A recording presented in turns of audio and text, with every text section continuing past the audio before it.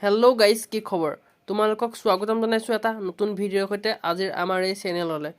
তোমালোকে যদি ফেচবুকৰ পাছৱৰ্ড কেনেবাকৈ পাহৰি গৈছা বা কি পাছৱৰ্ড দিছিলোঁ পাহৰি গৈছা তোমালোকৰ নিজৰ ফেচবুক একাউণ্টটো চলাবৰ কাৰণে, তেনেহ'লে কোনো চিন্তা নাই এতিয়া।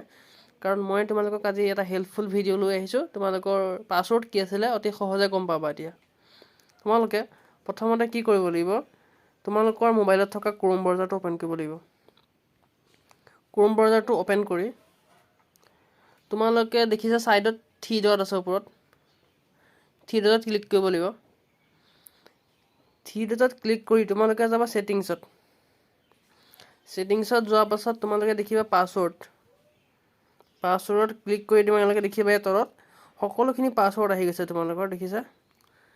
ইয়াত তোমালোকৰ ওপৰত চাৰ্চ কৰি দিবা ফেচবুক বুলি, তেতিয়া সোনকালে পাই যাবা ফেচবুক বুলি।